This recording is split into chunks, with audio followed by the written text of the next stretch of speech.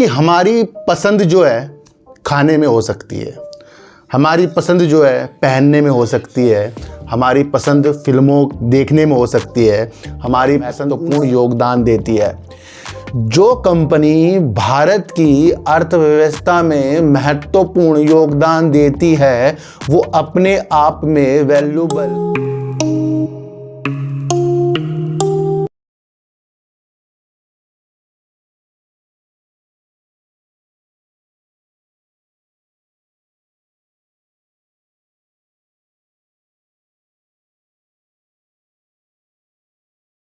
नमस्कार, मैं स्वागत करता हूं आपका अपने ही चैनल पर जिसका नाम है सार्थक बाजार से।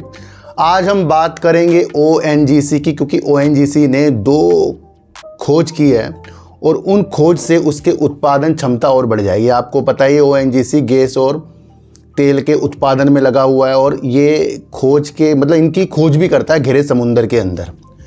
तो उसके ऊपर एक विचार रखेंगे और देखेंगे कि ओएनजीसी के विस्तार की योजना क्या है, ओएनजीसी का फंडामेंटल क्या है और ओएनजीसी क्या उद्देश्य से वर्क कर रही है, तो उसके बारे में भी बातचीत करेंगे। देखो सर, इसकी बात करने से पहले थोड़ा सा आपको एक चीज़ बता दूं कि हमारी पसंद जो है खाने में हो सकती है, हमारी पसंद जो है पहनने में हो सकती है, हमारी पसंद फिल्मों देखने में हो सकती है, हमारी पसंद उन सारी चीज़ों में हो सकती है जिससे हमें आगे जाकर आनंद आए और उससे कुछ भी हमें बेनिफिट ना मिले, है ना।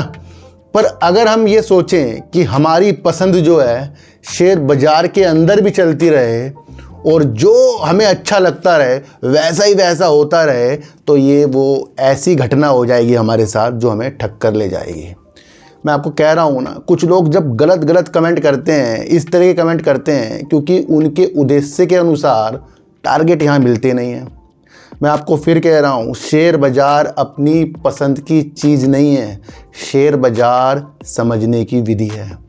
कोई भी ऐसा व्यक्ति किसी भी शेयर को अपने चुंगल में पकड़ कर नहीं रख सकता। उसका प्राइस खरीदने बेचने से बढ़ता रहेगा निरंतर, मैं आपको ये बता रहा हूँ। और अगर हम छोटे व्यक्ति इस सोच के अंदर पड़ गए कि हमने कंपनियों के वजूद तो समझे नहीं और हमने ये समझ लिया 50 रुपये का शेयर है, 70 देखूंगा, 80 देखूंगा, 90 देखूंगा, 100 देखूंगा, 1000 देखूंगा और उसकी कल्पना हम करते जा रहे हैं, ये हमारी एक पसंद हो गई है और यही पसंद हमें डुबा कर चलेगी। इसलिए शेयर बाजार के अंदर अपनी पसंद की चीज़ें बिल्कुल भी हमें बहुत टॉप पर नहीं देखनी चाहिए। हमें विचारों को, नीतियों को, उन सारी नीतियों को बाजार के अंदर समझना है कि दुख हो सुख हो हमें चलना कैसे है बाजार के अंदर। तो ये वो प्रतिक्रिया है, इसे आपको समझकर चलना पड़ेगा। अच्छा,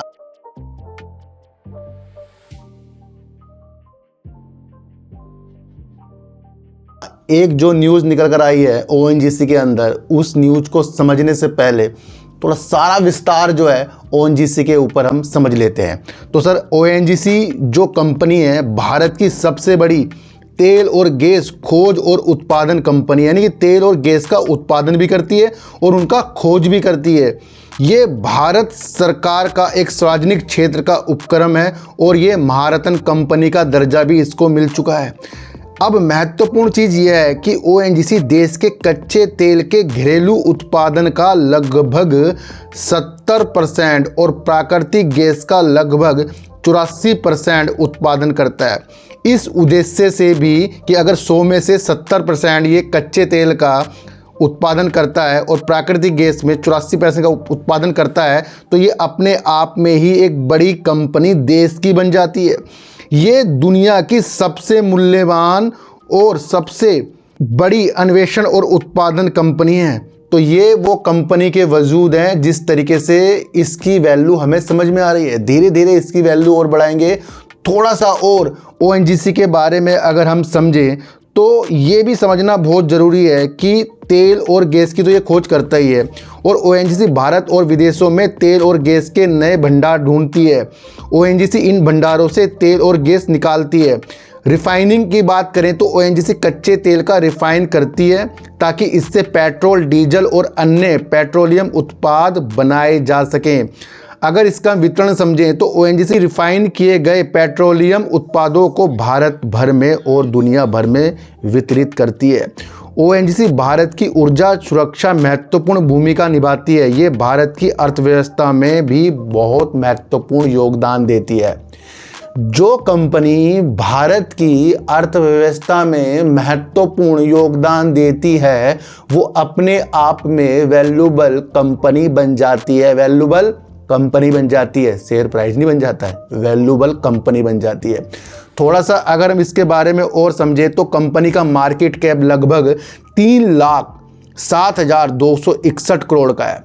करंट प्राइस अगर कंपनी का हम देखें तो 244 रुपये करीब का चल रहा है। हाई अगर कंपनी का देखें तो 345 रुपये का हाई है और 205 रुपये कंपनी का लो है।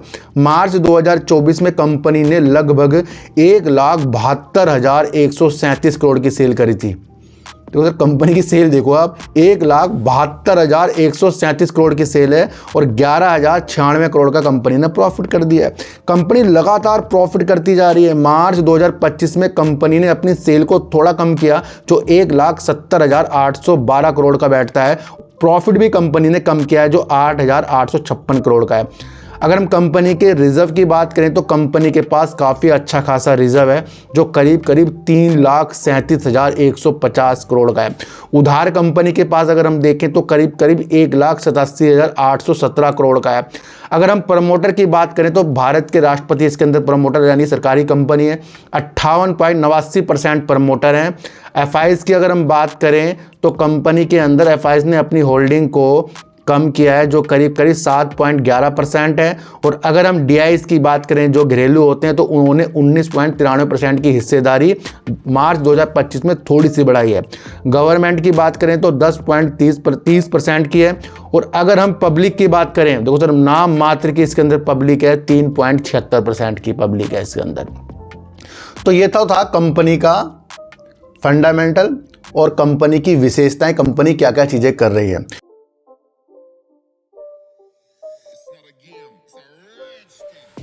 दूसरा अगर मैं आपको बताऊं तो कंपनी के पास ना ओएनजीसी की एक ग्रीन एनर्जी वाली कंपनी भी है, उसके बारे में भी थोड़ा सा अगर हम समझें तो ओएनजीसी की ग्रीन एनर्जी वाली company ONGC green limited OGL है। ये ओजीएल की पूर्ण स्वामित्व वाली सहायक कंपनी है जो विशेष रूप से हरित नवकरणीय ऊर्जा परियोजना पर काम करती है। ओएनजीसी और एनटीपीसी ने भी एक संयुक्त उद्यम ज्वाइंट वेंचर बनाया है, ONGC NTPC green energy limited ONGPL, जो नवकरणीय ऊर्जा क्षेत्र में काम करता है। इस संयुक्त उद्यम का उद्देश्य भारत में नवकरणीय ऊर्जा क्षेत्र का विस्तार करना है। कंपनी ने नवकरणीय क्षेत्र की बुलंदियों तक पहुंचने के लिए एनटीपीसी के साथ भी ज्वाइंट वेंचर बना रखा है। देखो सर आने वाला समय, फ्यूचर आने वाला जो है नवकरणीय ऊर्जा की तरफ है। ये आपको मैंने हर बार बताया कि देश के अंदर जो भी तेल या इस तरीके की ऊर्जा के क्षेत्र में कंपनियां काम कर रही है, जैसे कोयले से बनाती है बिजली, उनको अपनी स्थितियां धीरे धीरे नवकरणीय ऊर्जा की तरफ देखनी चाहिए और वो देख भी रही हैं। इसी तरीके से अगर हम चीज़ों को समझें तो ओएनजीसी का जो ग्रीन एनर्जी की कंपनी है इसका आईपीओ आने की भी उम्मीद है। ये न्यूज़ भी अगर हम समझें तो अधिकारी घोषणा अभी तक के इसके अंदर नहीं हुई है, आप समझ कर चलना।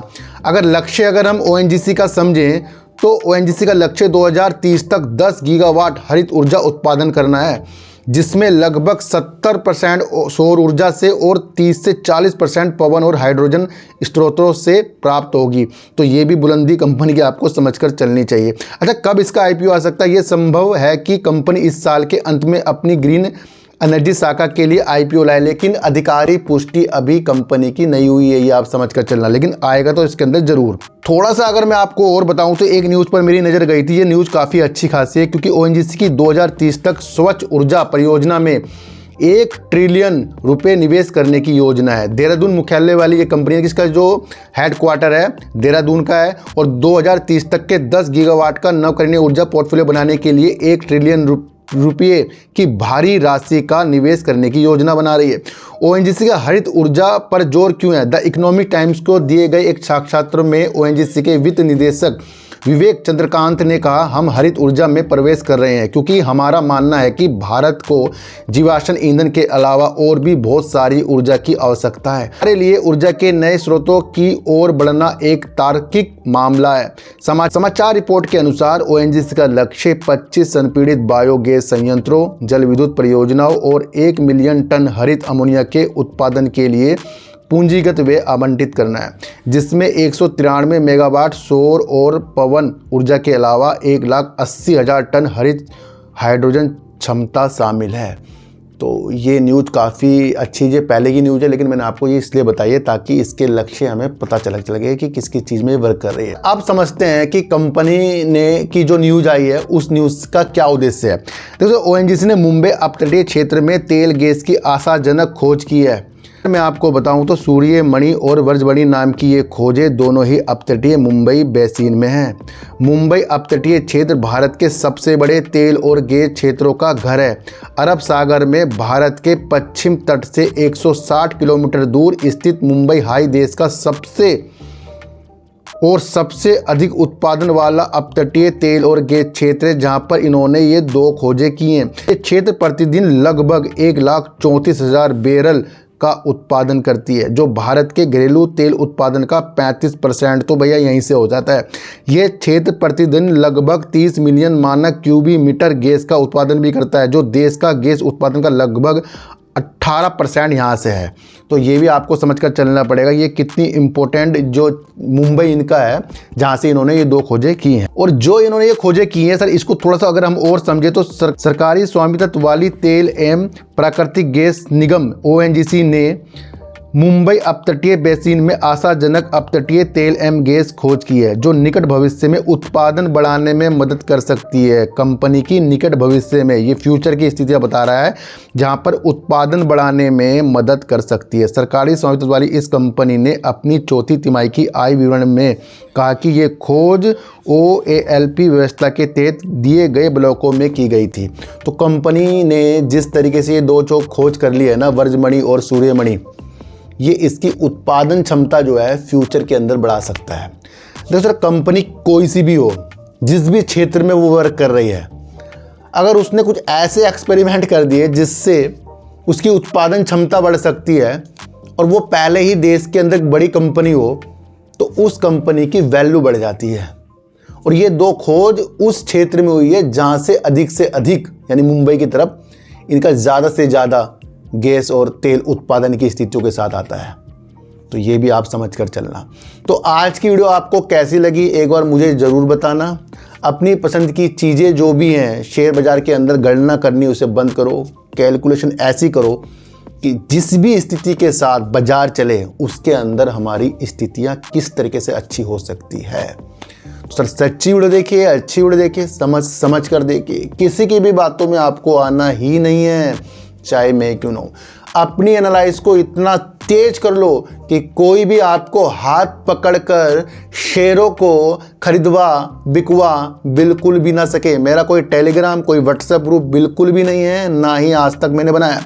मेरा चैनल का माध्यम न्यूज बेस है और उस स्थितियों को खोजना है कि कंपनी वर्क क्या करती है, और वही समझने की स्थितियां होती हैं जिससे हमें कुछ चीज़ें पता लगे।